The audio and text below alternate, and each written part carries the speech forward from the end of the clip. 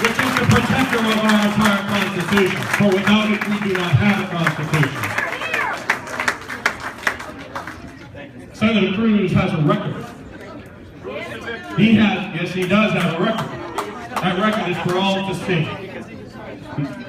He's a person who kept his word when he went to Washington, and he'll keep his word to you now.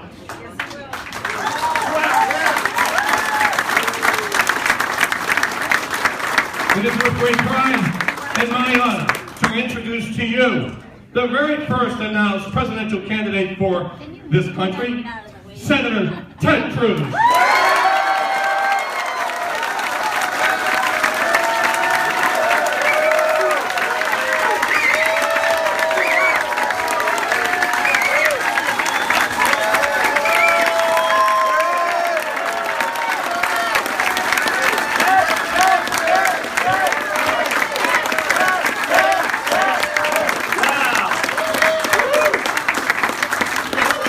God bless the great state of New Hampshire. And God bless the VFW. So I want to make sure I didn't get lost on the way here. Is this the Ready for Hillary gathering? Although I gotta say, the men and women here look pretty ready for Hillary. There actually was big news from Ready for Hillary this week. They announced their first major hire, the head of email security. So Lois Lerner now has a job.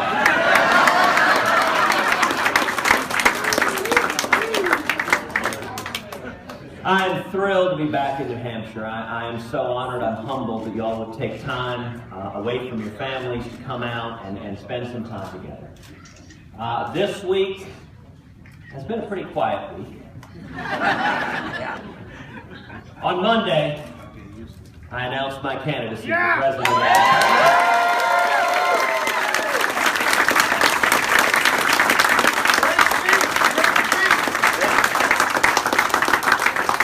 I have to say the reaction this week has been nothing short of breathtaking. It has been electric. We chose Monday for a couple of reasons. Number one, this Monday was the 240th anniversary of a 38-year-old lawyer who stood up in Richmond, Virginia and said, "Give me liberty or give me death."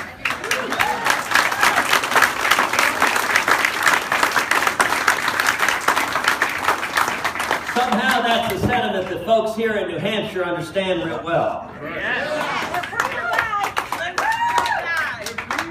And Monday was also the 5th anniversary of the President signing Obamacare into law.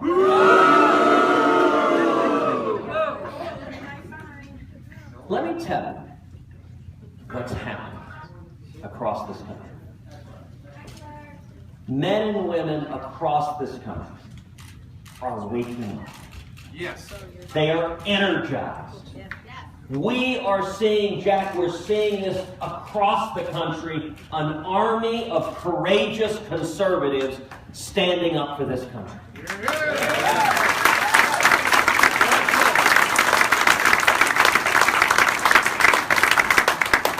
This campaign is going to be about a positive vision going forward for our country. You know, this country was built on a promise. It was built on an extraordinary idea that our rights, they don't come from government, they come from God. Hear, hear.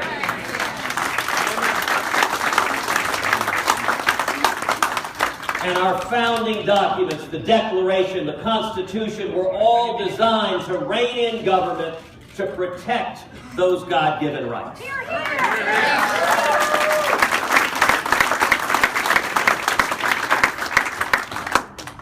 200, 300, 400 years ago in America, the basic idea of America was that our kids would have a better life than we did. And their kids would have a better life than they did, and their kids a better life than they did. You know, we're at a moment in time that's extraordinary. Today, for the first time in the history of our nation, a majority of Americans believe that our kids will have a worse life than we do. 65%.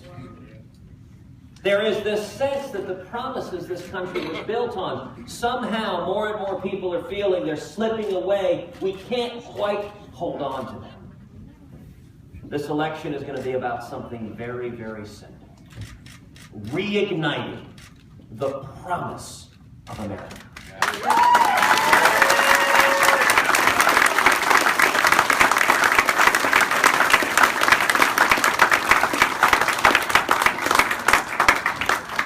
We can do that by doing three simple things. Number one, bringing back jobs and growth and opportunity.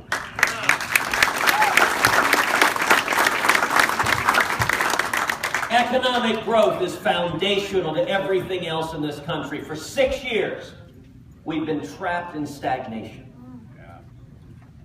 You know, there's a great meme we put out online. Reaganomics. You start a business in your parents' garage. Obamanomics. You move into.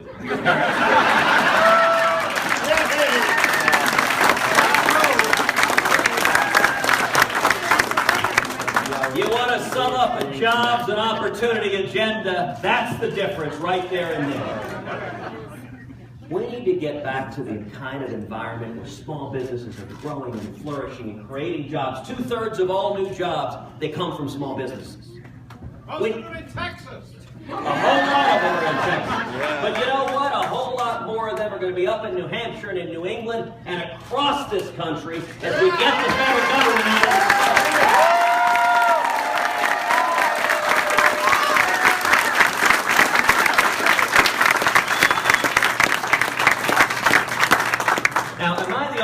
Here who's noticed that it sometimes seems like government is a one-way ratchet. It always gets bigger and bigger and bigger. It never goes the other way around. With Democrats, it grows like crazy. And with Republicans, it grows a little more slowly. Not much. Look, I had a friend of mine once who suggested a bumper sticker. Republicans, we waste less.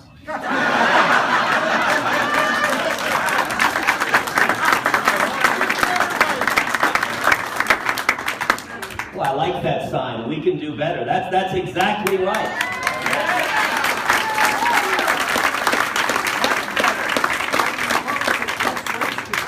It's not that complicated. All we have to do is get back to the principles that have made America the greatest country in the history of the world. If you look throughout history, the levers that government has to facilitate small businesses creating jobs are tax reform and regulatory reform. Every time Washington sends the tax collectors and the regulators to descend on small businesses, we see stagnation and misery. I was out once in West Texas, was talking about, the thing when regulators come down on you with like locusts. Problem is you can't use pesticide on the regular. And this old West Texas farmer leaned back and said, "Want to bet?"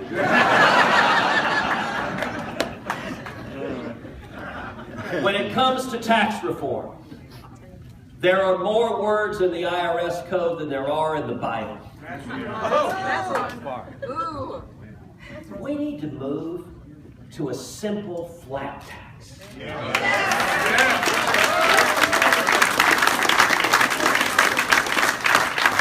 That's fair and that lets every American fill out his or her taxes on a postcard.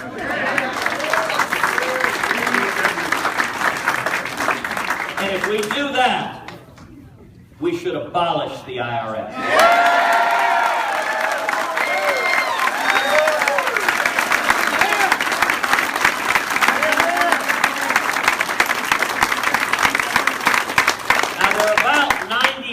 IRS employees. We need to put a padlock on that building and put all 90,000 on our southern border. Now,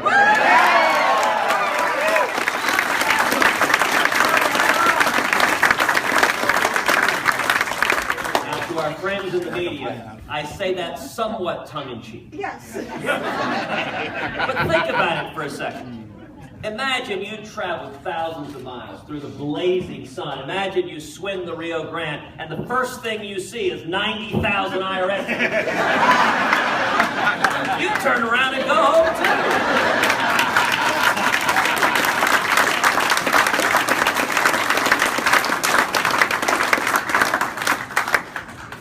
And when it comes to regulatory reform, there is no federal law or regulation that is killing more jobs, that is causing more people to be hurting, to be in part-time work, to be losing their health care than Obamacare.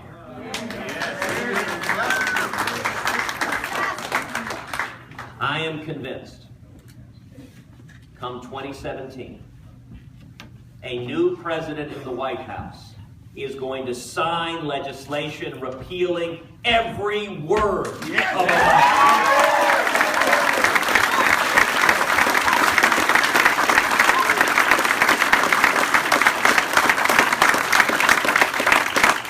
And in its place will adopt health care reforms that keep the government from getting between you and your doctor, that make health insurance personal, portable, and affordable.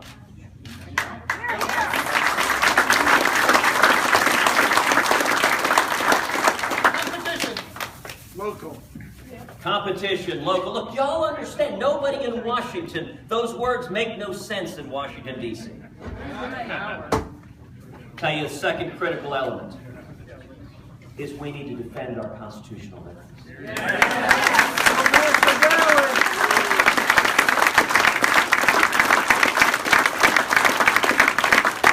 We need to defend the First Amendment, our free speech rights, our religious liberty rights.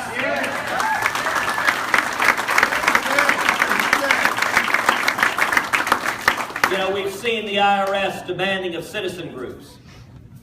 Tell us what books you're reading. Tell us the content of your prayers. The federal government has no business asking any American the content of our prayers.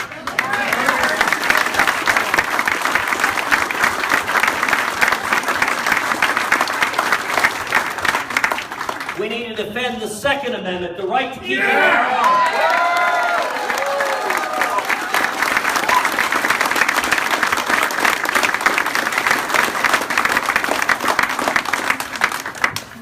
Vice President Joe Biden.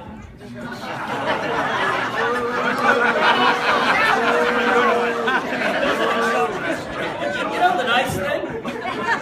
You don't need a punchline. I promise you, try it. The next time you go to a party, just walk up to somebody, say, Vice President Joe Biden, and close your mouth. They will crack up laughing. But Vice President Joe Biden said, if anyone attacks your house, just go outside with a double-barreled shotgun and fire both barrels in the air. Now that is very, very good advice. If it so happens you're being attacked by a flock of geese.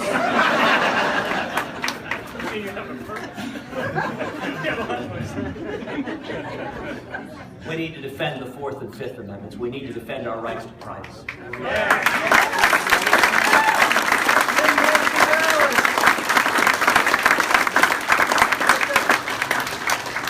Rather than targeting the cell phones and emails of law-abiding citizens here at home, we should be focusing on stopping bad guys abroad.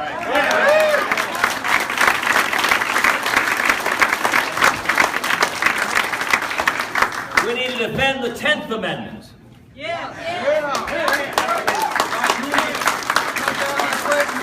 Or as President Obama calls it, the what? The fundamental protection that says the powers not given to the federal government are reserved to the states and to the people.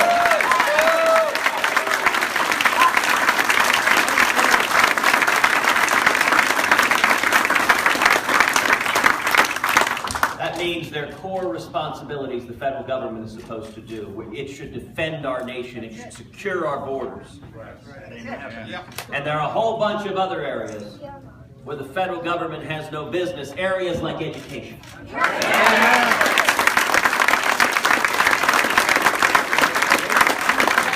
we need to repeal every word of Common Core.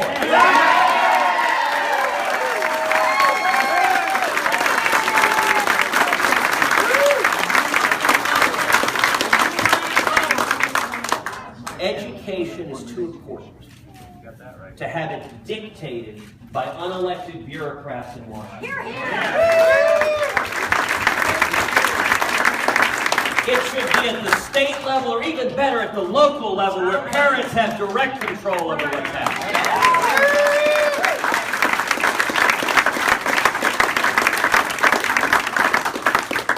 And finally, we need to restore America's leadership. Yes. For 6 years, we have seen America receding from leadership in the world. It has created a vacuum. And into that vacuum have stepped bad actors across the world. Right now, our friends don't trust us, and our enemies don't fear us. We need to stand by our friends and allies, and that includes standing unshakably alongside the nation of Israel.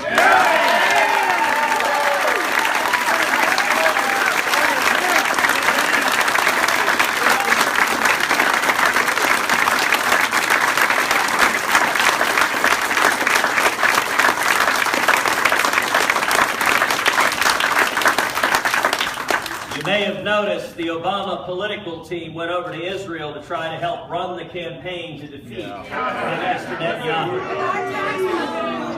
And you're exactly right. They used taxpayer money funding a 501c3 to actively campaign against the elected leader of the close. So what are we going to do about it? Well, you know what the result was? Netanyahu won by a massive.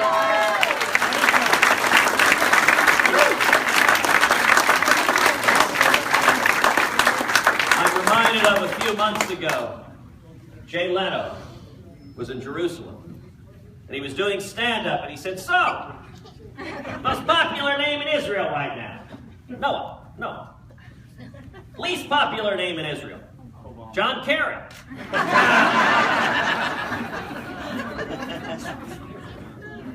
And we need to stand up and defeat radical Islam.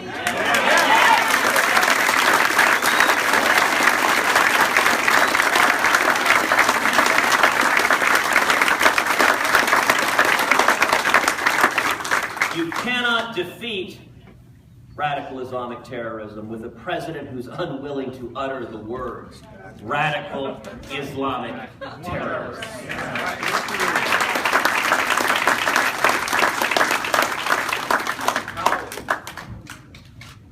ISIS is the face of evil. They are crucifying Christians right now.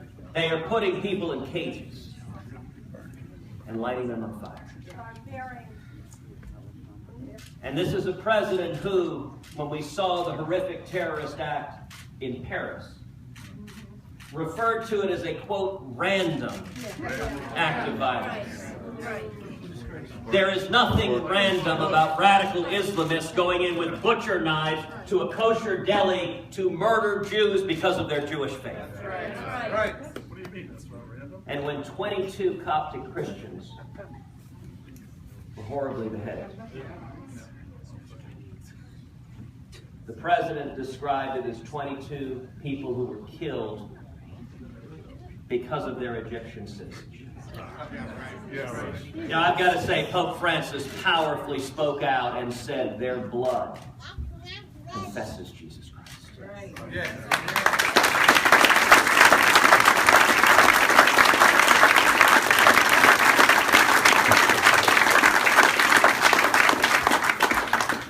A critical element of defeating radical Islamic terrorism is we have got to rebuild and strengthen our military.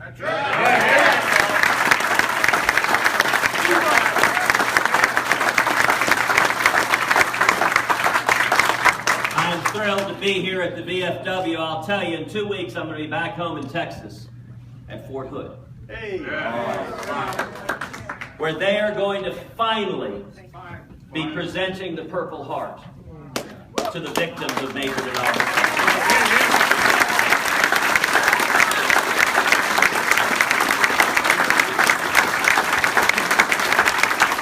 For 5 years, the Obama administration's refused to do that. They categorized that as, quote, workplace violence.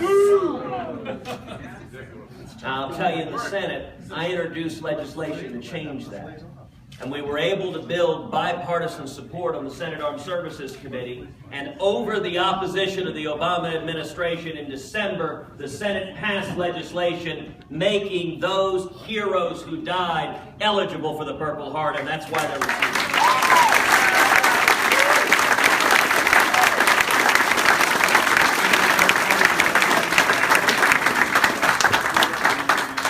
We need a president who will stand up to the nation of Iran and make clear under no circumstances will Iran be allowed to acquire a nuclear weapon.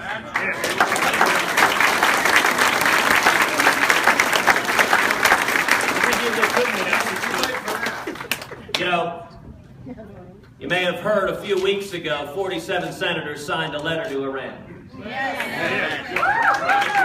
Thank you.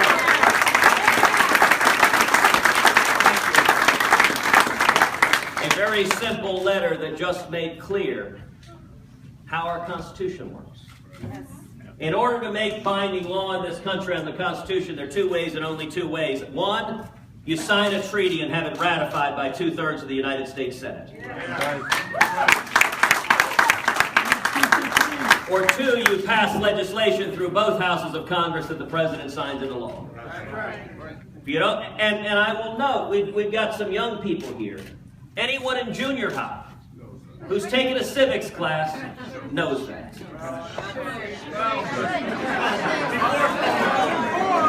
At least before Common Core, you're right.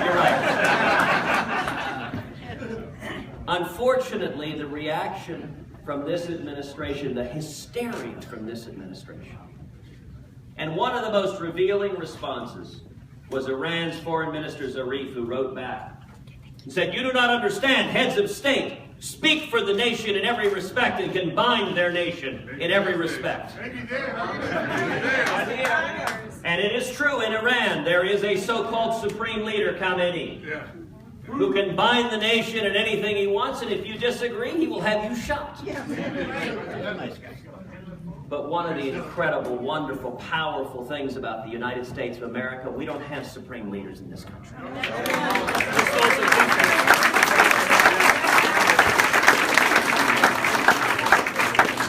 A couple of weeks ago, I found myself on MSNBC. I was doing the Morning Joe show. I figured, what the heck, come at me. But in the course of that, they asked, "Do you have any regrets about signing the letter?"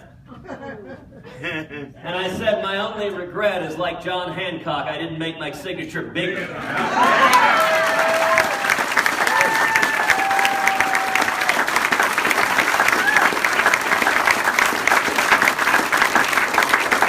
So that the Ayatollah could read it without his reading glasses.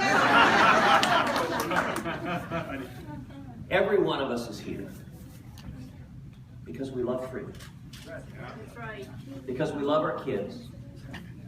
We love our grandkids. And every one of us wants to believe again in the miracle of America.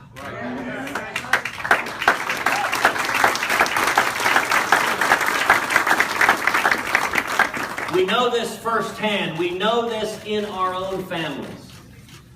In my family, my mom, Irish and Italian, working class, the first in her family ever to go to college.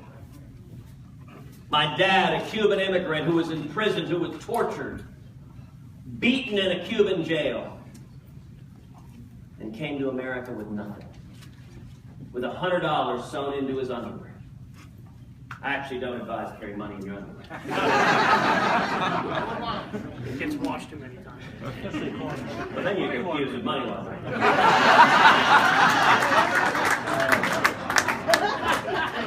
His first job, washing dishes. making 50 cents an hour. You know, when I was a kid, my father used to say to me over and over again, when we faced oppression in Cuba, I had a place to flee to. If we lose our freedom here, where do we go? And that is why we are here. I want to close just by telling you I am amazingly, powerfully, profoundly optimistic.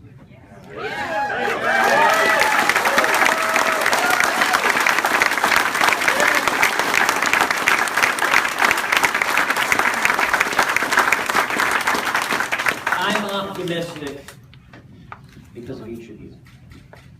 The men and women in this room who will not let freedom go. You know, we launched this campaign 5 days ago. Our objective when we launched Monday morning at Liberty University was we hoped to build enough support nationally to raise $1 million in the first week of the campaign. Well, I'm sorry to say we failed in that.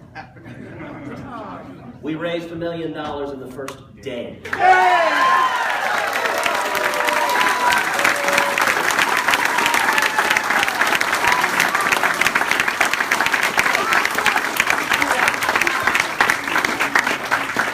Within 3 days, we broke $2 million.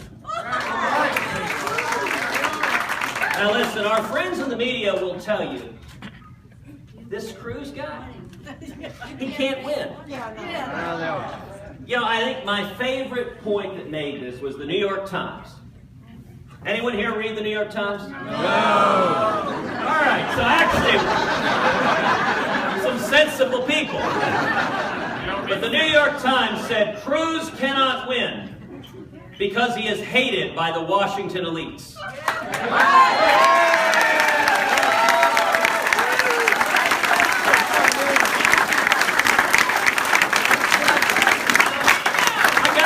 I wanted to Xerox that and mail it to all 300 million people. My only question was, would the FEC consider that an in-kind contribution? Hope in this country is not going to come from Washington. Listen, I have seen it firsthand. I have been there. It is broken. And the biggest divide we've got in this country, it's not between Republicans and Democrats, it is between career politicians in both parties and the American people.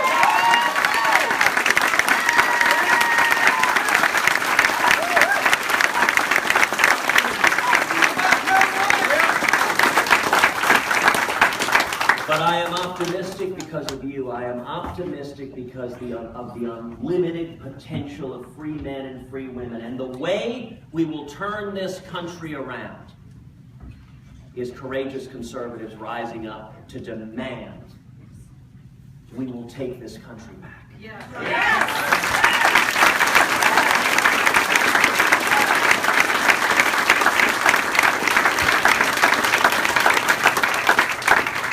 I am here today asking for your support, asking for your help. I would ask every one of you, the only way we can win, listen, I cannot win this. Only you can win this race. I'm asking every one of you to sign up and volunteer and visit with your friends, visit with your neighbors, visit with your families. And say, are you happy with the path we're on, or do you want to get back to the principles that made America great? And I'll promise you 2 very simple things.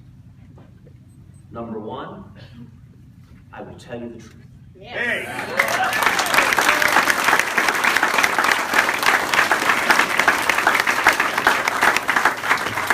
And number 2, I will do what I said I would do.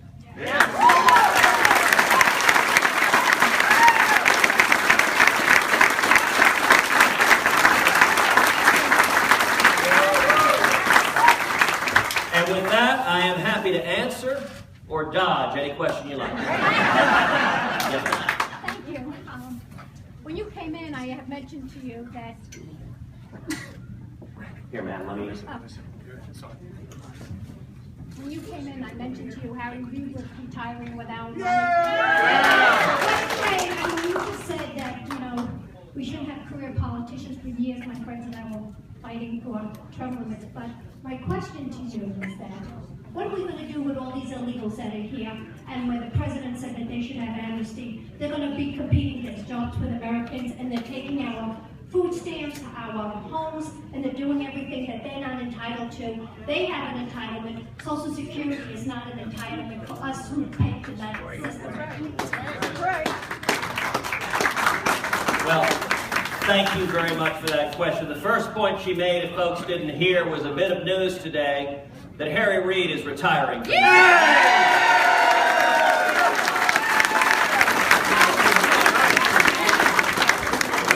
fact, I'll tell you, just a couple of months ago, I actually bumped into a janitor walking down the hall of the Capitol. He was carrying a screwdriver, coming to change the sign on Harry Reid's door. So, and I'll tell you this, Harry Reid's Senate seat is going to be filled by a Republican.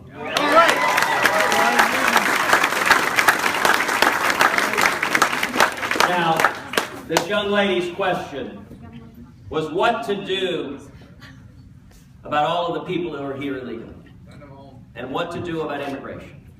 I actually think there's a lot of agreement on immigration outside of Washington. Outside of Washington, there is overwhelming bipartisan agreement. Number one, that we have got to finally secure the border.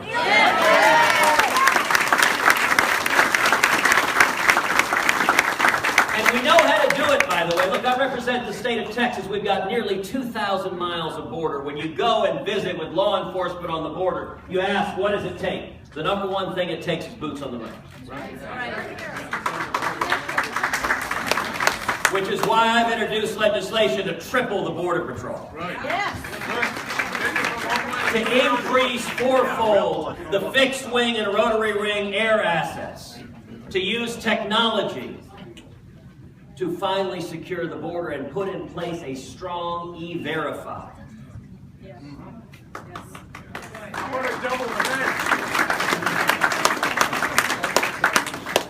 There's also overwhelming bipartisan agreement that amnesty is wrong.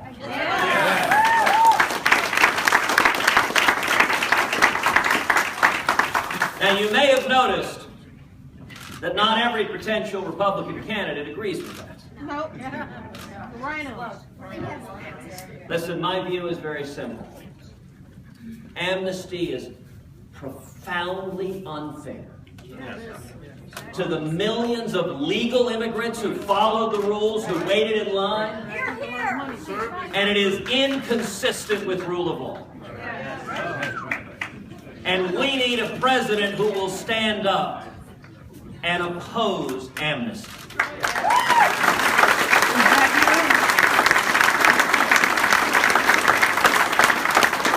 And I'll tell you, the third thing on which there is tremendous bipartisan agreement is that we should improve and streamline legal immigration.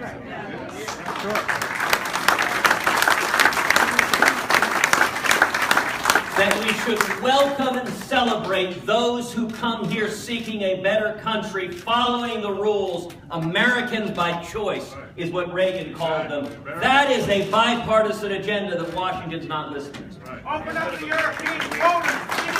Welcome to Merrimack. I think there's 4 or 5 representatives that want to welcome you. They're all here today to see you.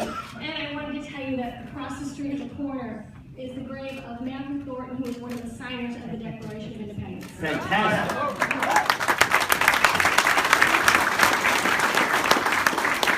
I am honored to be on hallowed ground. The Federal Reserve has been bankrupt this country since 1913. How do we address that? John, you are exactly right. And that is why I'm an original sponsor of the Audit the Fed legislation.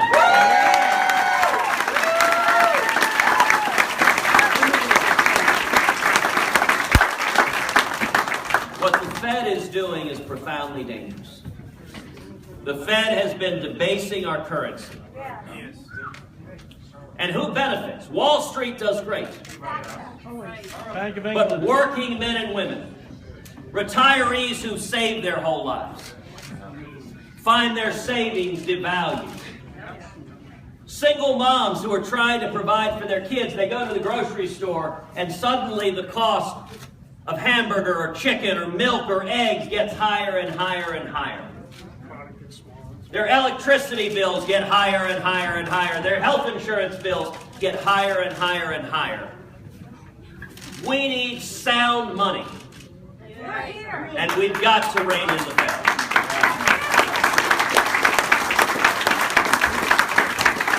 How do you control the money controlling the elections? Right.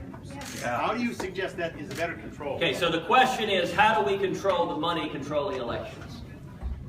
We move the power. So let me tell you, let me give you a window into how Congress works right now. You may have heard I'm not necessarily the most popular person with congressional leadership in Washington. Well, let me tell you how it works. If you remember back 2 years ago when we had a nationwide fight to stop the disaster that was Obama, leadership was pretty unhappy with that. So what does leadership do? Their traditional first method is they cut off your money. And suddenly Mike Lee and I discovered checks from Washington, D.C. went to zero. Because that's how they impose discipline. They cut off your money. But the beauty of it is, we're moving power out of Washington into the American people. Here, here!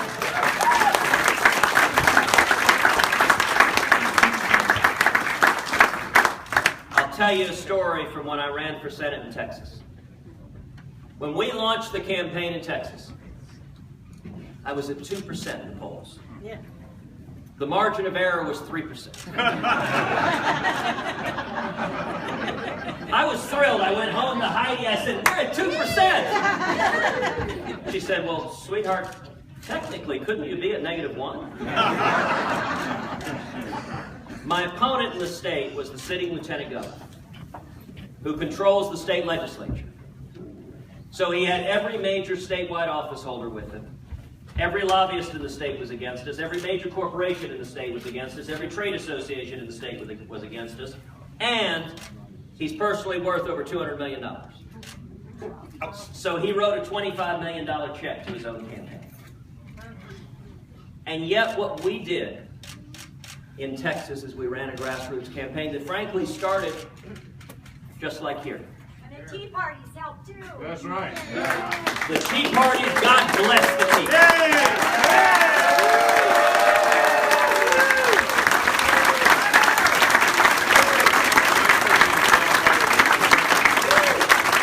And it was a campaign that started at VFW halls. That started at Denny's and IHOPs all over the state, that started with Tea Party leaders and Republican women and young people and Hispanics and working men and women coming together. And we ended up, you question what to do about money. We actually outraised my opponent in that race. He raised $9 million. We raised $9.5.